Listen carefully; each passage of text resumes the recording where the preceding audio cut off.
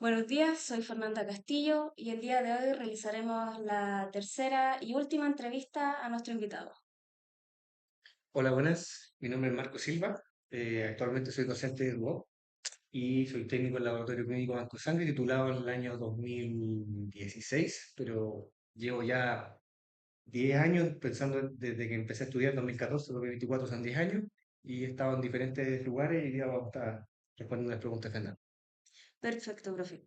Comenzando ya con las preguntas. Desde su experiencia previa en flebotomía, ¿cómo puede visualizar ahora el procedimiento con la práctica adquirida? Experiencia previa se refiere a cuando yo estaba en clase.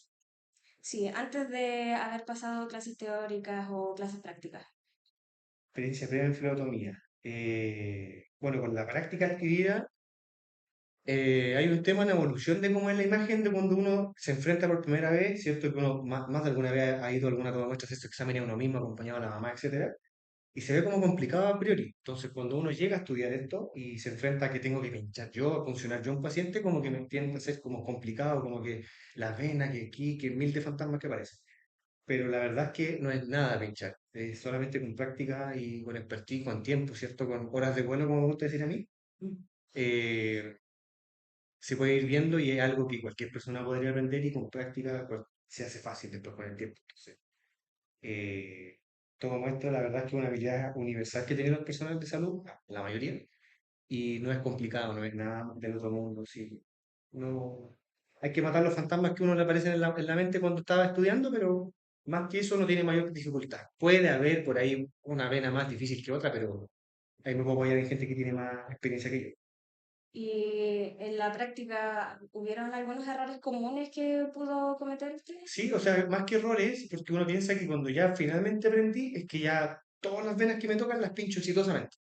Pero la verdad es que eso es imposible, o sea, siempre yo tener un margen de error, por muy bueno que sea, aunque lleve 30 años pinchando venas de todo tipo, a veces pasa algo por anatomía del paciente, que no todas las venas son iguales, condiciones como que el paciente, no sé, pues es añoso, o es de tercera edad, que las venas no son iguales que alguien de 20 años. Eh, por muy bueno que yo pueda hacer, entonces siempre puedo caer en un error que pinché, me empezó a salir sangre, todo bien, pero después algo pasó en el segundo o tercer tubo que ya no se llenó más. Ahí no se trata simplemente de que yo fallé, sino que es así. Entonces ahí tratar de buscar otra zona de punción o otro acceso venoso y que tratar de continuar porque lo que importa finalmente es sacar las muestras. Si pidieron 6 tubos, no puedo mandar 3 porque que no salió más sangre. Ya. Entonces ahí hay como un mito de que yo quizás cuando ya aprendí realmente es cuando no fallo ninguna vena y eso es falso, ese es el mito. O sea, siempre hay un margen de error y es normal. Ya, profe, eso es bueno saberlo.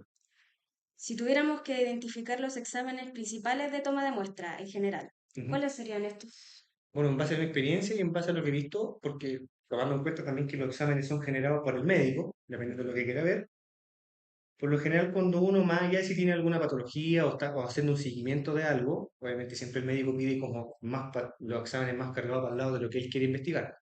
Pero si es como, por ejemplo, no sé, yo una vez cuando entré a trabajar, me pidieron exámenes para acreditar que estaba apto para actividad laboral. Y ahí el médico, en cuanto a exámenes, me pidió un hemograma, una vida completa y un perfil bioquímico, como que me da un amplio espectro para ver cómo está mi fisiología, mis órganos, etcétera. Entonces, con eso yo creo que es como lo más recurrente, porque el médico se hace una idea general del estado de salud del paciente. Súper. Si hablamos de situaciones impactantes, ¿nos podría aportar sobre alguna experiencia cercana a usted? O sea, ahí en guarda. No mucho con toma muestra, eh, porque impactante toma muestra. Bueno, voy haciendo como un recorrido de todo lo que yo vi un poco, así como un poco por encima. Ya. Pero en cuanto a toma muestra, lo más impactante que yo pude ver o que podría uno encontrarse es quizás la condición de un paciente o alguna reacción adversa que tenga un paciente frente a la punción. Que si bien hay gente que le podemos sacar 10 tubos y no pasa nada, hay otros pacientes que con un tubo algo pasa a nivel psicológico, fisiológico y se pueden desmayar y a veces uno se tiende a asustar porque uno piensa que se desmaya, por lo general los pacientes vuelven al tiro, pierden la conciencia 2 segundos y vuelven. Pero hay casos más extremos, entre comillas, que el paciente no se puede tener convulsiones, puede soltar esfínter, ¿cierto? Y dentro de, por lo impactante más allá de lo que de lo que se ve impactante, es normal. Entonces, ¿cuánto te demuestra eso? A uno, así, primera vez que me pasa, se asusta. puede pensar que incluso el paciente se está muriendo literalmente, pero es normal en todo momento. Entonces, algo impactante quizás para la gente que está recién empezando en toda muestra puede ser eso. Pero en cuanto a mi experiencia, así como cosas impactantes, ahí tengo varias, como le decía. Ya.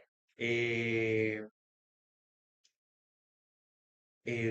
bueno, una vez en banco me tocó recibir una muestra de un pedazo de cráneo, digamos, un fragmento de cráneo que lo ocupaban los pacientes, o sea, los cirujanos. Era un paciente con un diagnóstico que tenía presión intracraneal, no quiero entrar más en detalles porque es más complejo. Ajá.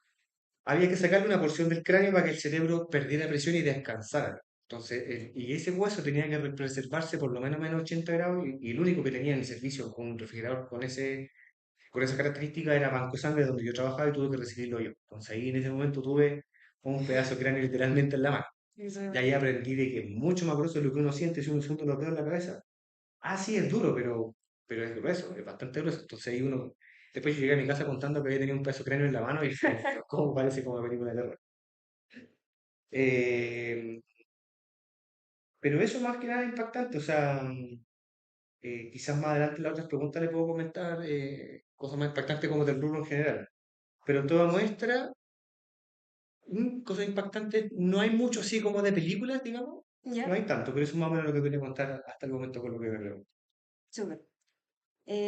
¿Encuentra que su labor es dinámica? ¿Me podría contar el por qué? Sí, todo, o sea, me imagino que se refiere usted al tiempo de cuando yo estaba ejerciendo como personal de salud. Sí. Ya. Sí, es bastante dinámica. Obviamente hay pros y contras como en todos los trabajos.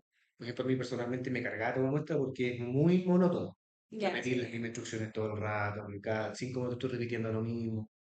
Y eso a mí no me gusta mucho, pero en cuanto a general, en general lo que puede llegar a dedicarse un técnico al laboratorio sí es bastante dinámico, aunque uno puede pensar, oye, pero es todo el día pasar muestras por los equipos, si estoy en micro, todo lo que hago siempre son siembras, si estoy en banco, tengo que ir echando datos todo el día, pero siempre pasan cosas, ningún turno igual a otro, entonces sí es bastante dinámico, sobre todo yo creo en el lado de Banco Sangre, porque Banco Sangre igual responde a un servicio crítico, eso significa que siempre tiene que haber personas de salud 24/7, 365 días del año, y hay casos y casos, o sea, puede ser un caso más extremo, un caso más leve, entonces siempre es diferente, entonces en ese sentido sí, es dinámico. Yo creo que en general las carreras de salud son bastante dinámicas.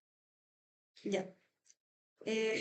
Yendo como por el mismo lado, en las cosas que aprendió en la práctica, ¿alguna le llamó la atención? Eh, Que no haya pasado en lo teórico y que lo haya aprendido en práctica. sí, yo creo que eso pasa en todos los trabajos. O sea, hay una frase por ahí que dice que cuando uno, por mucho que haya hecho práctica, por mucho que haya hecho internado y se titule, la real experiencia laboral viene cuando uno ejerce. Entonces, claro, las cosas que yo aprendí en la práctica fue el primer acercamiento como para el mundo profesional real. Pero cuando uno ya se titula y postula un trabajo y lo contratan, ¿cierto? Y empieza a ser uno responsable de su puesto, ahí es cuando viene la real experiencia, pero obviamente la experiencia de las prácticas eh, ayudan, pero yo me apostaría que la experiencia real es el tema de cuando uno ya ejerce en serio. Ya. Pero ¿hay alguna diferencia entre lo teórico y lo práctico? Porque, por ejemplo, nosotros como estudiantes nos pasó en Ujú, nuestra segunda o primera práctica ujú, que nos enseñaron que el tubo rojo se utilizaba, por ejemplo, para hormonas y que no tenía ningún aditivo. ujú. Y cuando llegamos a las prácticas y nos preguntaban, nos decía que sí tenía un aditivo, pero que ayudaba a que la coagulación se hiciera más rápido. Entonces ahí nos chocaba lo Claro, teórico y lo que se enseñaba en práctico. o cómo trabajaban realmente. Sí, Eh, entonces sí, bueno, hay algo es que que ahí, también más. la verdad, claro, uno cuando estudia o en todas las casas de estudio sigue una línea general de lo que tiene que saber el alumno, pero la verdad es que todos tienen su estilo, o sea, no sé, por decir algo, la católica quizás tiene su propio manual, después, no sé, trabajo con salud, por decir algo, y tienen otra forma de hacerlo, que se parece un poco a la línea general que aprenden los estudiantes, y después, no sé, me voy a un sector público, a algún hospital, y tienen otra manera, ¿por qué? Y esos cambios son en base a los insumos disponibles, al protocolo que hayan generado ellos, a las necesidades del paciente, a las necesidades del laboratorio, porque puede que el laboratorio, no sé, como el caso que dice usted, que a lo mejor el equipo justo le sirve con ese aditivo y no tuvo rojo sin nada. Entonces, esa toma muestra se va a adecuar a lo que está exigiendo el laboratorio y va a empezar a trabajar con el tubo con aditivo. Entonces, hay algunas diferencias, sí, pero son detalles y son diferencias que son normales, yo encuentro. O sea, no es que no está grabado en piedra y no es un tema de que tiene que ser así. y siempre en todo el 100% de los casos va a ser así. O sea, igual como hay que aplicar un criterio general que yo soy capaz de aplicar en diferentes situaciones. Entonces pueden haber ciertas diferencias, pero no es que no, las diferencias no van a decir que lo que yo aprendí no me sirvió, ni mucho menos, ni nada, sino que Claro, aquí se trata como de llevar una línea general y yo ser capaz de tener un criterio general que me permita tomar decisiones en diferentes contextos. súper. En cuanto a recepción de muestras, ¿alguna vez le ha llegado una muestra poco usual, extraña, diferente? O sea, ahí lo que comenté delante del pedazo de cráneo, digamos, Ujú, que muestra usual, sí. Me acuerdo que también cuando estuve en el aeropuerto trabajando en Seremi, había que tomar PCR y ahí me sorprendió la cantidad de colores diferentes que salía lo que después de tomar la muestra por o sea, era nasofaringeo bien profundo. ajá, Y uno pensaría, claro, que tiene mucosidad, que es transparente, pero hay muchos colores. sí. De hecho, unos personas de salud de todo, así que yo creo que los puedo comentar, que a veces salían colores exóticos, azul, rosado, y ahí uno como que se hacía una idea de qué andaba haciendo y veía como venía en el aeropuerto y de dónde viene Miami, Ay, de algún lugar así como bohemio, digamos, con vida nocturna, y como que se entendía qué andaba haciendo el paciente. Pero la verdad es que en general como que no hay mucho así algo tan fantástico, tan sorprendente, así como tan de película. La verdad es que en ese sentido las muestras son un poco fome por lo general, que siempre son todas parecidas. Lo que sí, las muestras uno con el tiempo, con el ojo empieza a entrenar el ojo y ya sabe más o menos. Por ejemplo, no sé, pues yo sé en este momento ver si viene un frasco de orina, yo lo agito un poco, veo el color y veo si está enfermo renal y si es diabético. Pero eso es con práctica y expertise, pero cosas así, inusuales, fantásticas, así como fuera de película, no tanto. A veces puede llegar no, una. pero una muestra como fuera de lo establecido, que es una muestra sana, saludable, como lo que comentó ahora, como una Una muestra vez después de me revisar. pasó un caso así, pero tenía una explicación lógica, que me llegó un tubo de química, centrifugado, ¿cierto? Que el plasma debería verse amarillo, Ujú, era tubo verde, por eso digo plasma. ya. Y el plasma en vez de estar verde estaba verdoso, un verde así como calipso, verde manzana, así un verde que no era natural. Ya. Y ya me llamó mucho la atención y empecé a preguntar así, ¿qué es esto? O sea, ¿se equivocaron? ¿Es una broma? No sé, le echaron un reactivo al tubo, no sé, algo.